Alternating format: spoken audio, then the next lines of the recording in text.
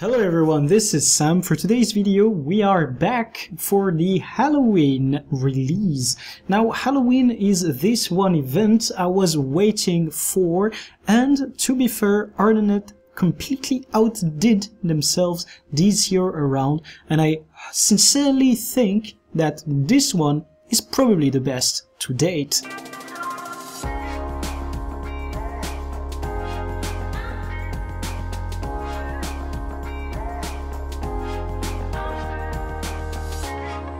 First of all, we're going to be having a look at what they have brought as rewards from reading the patch notes.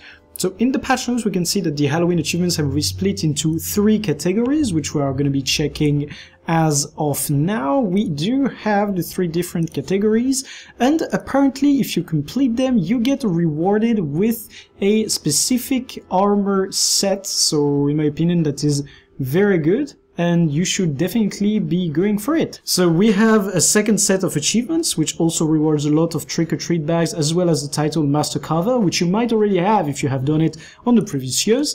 And finally, for the last set, we have the Lunatic cloth box, which is the armor set I was talking about when I was looking at the first tab. So this is where you get it, and apparently you need to do all of the different activities. Just from reading the description of the achievements, I think that this is a very good way that Lunatic is handling rewards this time around, because we have an armor set that is available within the game. This is very cool, and I think we should be seeing more of that in the future. Now we have a new race event in the Mad King Labyrinth. We have the daily achievements that are back. We also have some... gliding and mounts are allowed into the labyrinth, which is pretty cool because you're going to be able to walk around much faster between doors. And we have some new guild decorations. We have some different timing for the Halloween door events in Krytha, even though I don't think many people are going to be doing this one, apart from the people wanting to get the achievement. And we have new miniatures that can be found in Halloween champion bags by completing the clock tower and from Halloween vendors. So we're gonna have a look at the Halloween vendor at one point in this video. We have a lot of bug fixes in open world and personal story, as well as some much needed balance on some of the classes. So the Gazelle is not able to one-shot people anymore, at least so it should be. We're gonna be testing this out further tonight, but these are most welcome fixes that we needed in order to be able to enjoy PvP once again. Scorch has also apparently been nerfed, but until I get destroyed by one in PvP I won't be able to tell whether or not it has truly been efficient. The Black Lion chest has been updated to the Lunatic core chest and can be previewed for a full list of content, which is what we're going to be doing right now. So we have some of them, we also have some keys, so we're going to be opening a few of them in the video. And right now we have the Evan Gnashblade Trick or Treat bag. So this one can also be previewed further. And the new stuff is, we get some coins, some pure coin, which is pretty good. And we get... all the old stuff that we already had in trick-or-treat bags. As rare, we have the Phospholuminescent Infusion. As always, we have the various gifts of Halloween. We have the Batwing Brew. We have all the Poly Refractors. And we have some skins, well, weapons of their own. We have a new one here, which is the Touch of Madness. And this one, in my opinion, looks particularly good. It is a fire knuckle on your torch hand. I might actually be reskinning my legendary to this one in order to have some fun around. Now, most of these are worthless trash, especially the plastic fangs, the Nougat Center and the Chattering Skull, unless they get fixed at some point to be more desirable. So we're gonna have a look at the vendor later on to see if they have added a sink for them, and if they haven't, well, it's gonna be remaining as vendor trash forever and ever. You can also pick up right now in the gem store some new goodies related to Halloween. So we have the Halloween Fortune Fireworks. These ones are pretty useful because they grant a magic find boost. You can get one for free from the Black Lion Trading Company, and I have been gifting it from my alt account to my main. I'm going to be doing this for all of these, as you can just gift the free one to your main account if you have any alts. We have also been granted a return of the Raiment of the Leech, as well as the other outfit, the ghostly one. The Wizard hat is back as well, and we have our first mount pack. Now, I believe that the Raptor looks particularly good, however, the other mounts are not exactly what I would have expected. You can preview the video by Dolphy in order to have a look at them in the real open world, but right now the preview already lets you see that they have some kind of aura seeping out of them, and that is pretty much it. The glowy red eyes with the follow movement is also pretty good on its own. Now we're going to be opening the chest and then having a look at the vendor for the rewards of the festival, and that is going to be pretty much it for this video. Without further ado, let's open them. Actually, let's interrupt the opening because I would like to have more of a look on the rewards we can get, first and foremost. So we have the Fallen Pathatar package, which could be pretty good because it is an outfit, it is an uncommon drop, but the one I really want is the Hydra Staff. We also have the Spooky Mount pack, which is pretty cool in its own probably, but I do not have much of a desire to grab it because I'm not particularly interested in minis. As usual, the Warranted Waterburn Lock is now a common drop, which is pretty good, and we still have the Black Lion Booster, which is very cool on its own. The previous rewards are still there, so right now there is a huge pool to draw from on the uncommon tab, so probably a bit less Black Lion Claim ticket, which means that the weapons should not drop in price too fast, but also the possibility to finally get some primers back for free, which were pretty good and always desired for raiders. The Mad King Die Kit is probably going to be dwindling in price, so if you want to have some pretty hefty investments for the future, you can always grab a few of them on the trading post. As far as the skins go, we have the improvised weapons that are back, but in my opinion, they are not particularly good looking. They were already back on a previous round of the Black Lion chest, and I have already grabbed them in order to get my free tickets, which should be doing it as well. Now we have an Endless Desert Mystery Tonic, and I have no idea what it allows you to transform into, but apparently it is random creatures from the Elonian Desert, which should be pretty fun all around. Who doesn't want to walk around as a Choya? The Oracle Combining Node is now back onto the rotation, but the price should not be dwindling too hard as they are rather rare to come by. The Ghost Pepper Harvesting Node is also back, and it is probably a good opportunity for people to get their butter squash soup, because this is the one that you need for the recipe. Now the golden Black Lion chest key is still around there, and hopefully I get a few of them in order to get some warranted drops. The part that is the most interesting for us is that the Halloween skins are back as super rare, and all of them are here, including the Scythe Staff and the Ghastly Greeting Shield, which was rather expensive on a trading post. We could be having a look right now to see if they are still being relevant, and if the price has dropped instead. So as you can see, they are still worth quite a bit by now, but they might be dropping down. We do not have the Deathly Armor skins being back, so these should be remaining at the prices they have currently. Now the Scythe Staff should be dropping. See, the buy orders have already been retracted, and the price of the sell orders should be following shortly thereafter. Let's keep opening our Black Lion chests.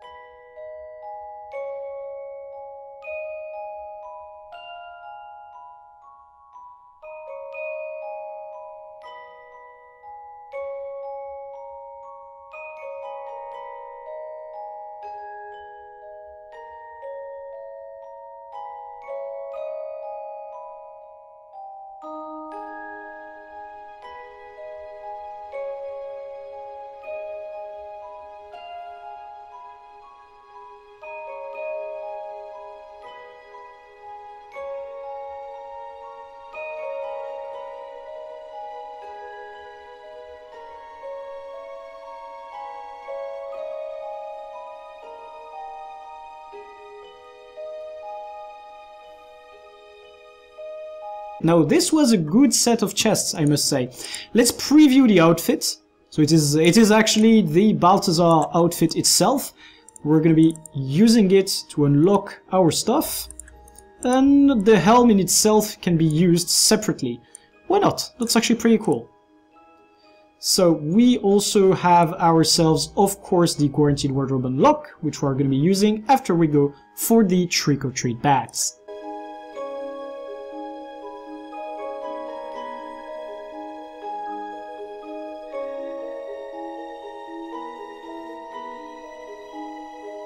So we got some pretty normal rewards all around, but we got quite a bit of gold from it. So now I'm going to be selling the vendor trash, and we can probably see my gold increasing. And there you go. We got over 50 gold from opening the 25 chests.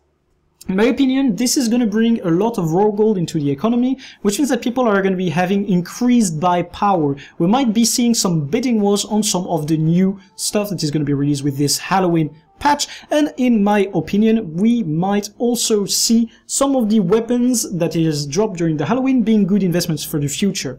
We had talked about the new skin, the Touch of Madness, and I believe that this one is going to be seeing a price decrease throughout the event and then a rise up again. Now, as far as the rest goes, we've been having some pretty good drops, and we're going to be using the Guaranteed Wardrobe Unlocks after using our set of minis.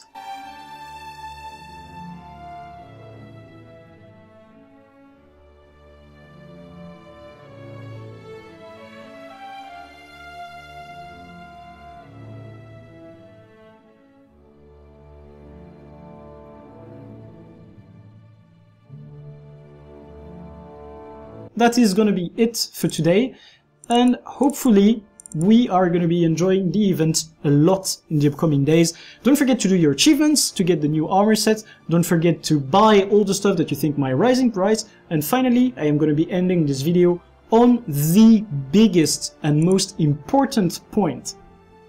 There is one thing that you can't see anymore out there. What is it? You got it right, the mini green raptor hatchling. The mini green raptor hatchling was an exclusive, which means that it's not coming back. Or probably it might be in the future, but it was tied to the Path of Fire release. So right now, the green hatchling mini is seeing a price rise. We are seeing it being close to 4 gold. On the sell prices, and I think that it is going to be rising even further. The reason as to why is because you can combine them to make the other mini raptor skins, but also for the fact that you can forge them by themselves in order to get some of the exotic miniatures. So for the people who are not aware of it, there are some exotic miniatures that you can get by forging the other ones. So right now you can see all the mini raptor hatchlings being rather expensive, but apart from this, if I remove my search term, for example, the mini Flame Legend effigy, the mini chicken, the mini Adelbun, and also some other minis such as the mini Jackalope can be forged from the rare minis. So right now you have another demonstration of why the price should be rising in the upcoming weeks, and I hope that you guys are going to be keeping an eye out for them.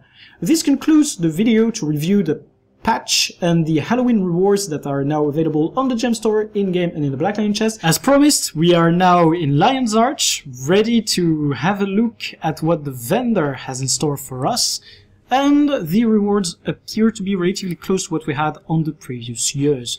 So the Essences of Halloween are probably one of the worst gamble in the game. I don't recommend it unless you're pretty crazy about that stuff. The Endless Halloween enchantment is pretty self-explanatory. The Hex outfit is actually pretty decent. Halloween pies, these are probably the cheapest 20 slot bags you can get. However, making 20 slot bags yourself is much better at the moment because you're going to be able to use them in order to improve your bags towards 24, 28, 32 slots.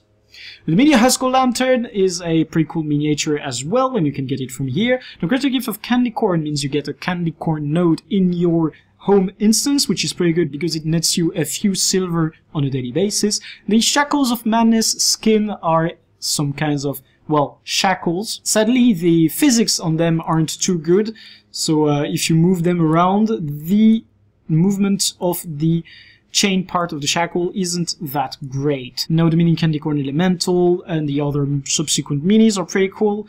The Humphrey Farron is definitely one of the coolest ones you can get. However, it is behind a 300 gold paywall. The mini Halloween Gordon is also kind of expensive, but it looks pretty good. So these are the new minis that were added this year around. And we have the good old Gwynfeder and Oxydecimus the Shadow Raven. So these ones are probably one of the coolest to have, and sadly, I don't have them. So that concludes what you can get from the Halloween vendor, which is basically the end of the video. We also have the Lunatic Alchemist Merchant, which allows you to make the new Lunatic armor and in order to get the recipes you need some candy corn cups. I will leave you guys to have a look at what you can get from these, but we are going to be doing a little bit of it ourselves by going to the wardrobe. Obviously we're going to have a look at the medium sets, and the first one we wanted to go for was the Lunatic one. So let's look for it. Lunatic Noble Mask. So it's the eyes. The eyes are slightly golden. It's actually pretty cool. Let's do it the easy way and look for Lunatic. Bloodstained Lunatic Noble Mask. Oh, you even get bloodstains as if you had bitten someone as a vampire. I'm not sure I like that. Let's get the other one for now. We also have the bloodstained version of the coat. Let's just look at the entire set like this. Looks pretty cool, I must say. It's a mix and match of some other armor pieces that got slightly reskinned with a green aura applied to them. I'm not sure I'm fond of this, and definitely not fond of the bloodstained version. However, the coat in itself looks to be pretty decent. I might be using it on one of my skins. The pants are also pretty good. The light set also looks pretty good, I must say, especially the mask part, and we're now going to have a look at the heavy one before deciding whether or not we are cool kids. I think that all around, the headpieces are the most interesting, and most definitely going to be using one of them for my set. These skins are pretty good, despite the fact that they are slightly reskinned parts of other armor sets, but you know, we're gonna take what we have. This is a new skin that is available in the game. So I hope that you guys have enjoyed this video. This concludes my review of the Halloween patch. I hope that you will be enjoying the festivities yourselves, and that you will be farming a lot of trick-or-treat bags in the labyrinth for yours truly to open on stream. Now, I wish every single one of you some happy farming and to get rich.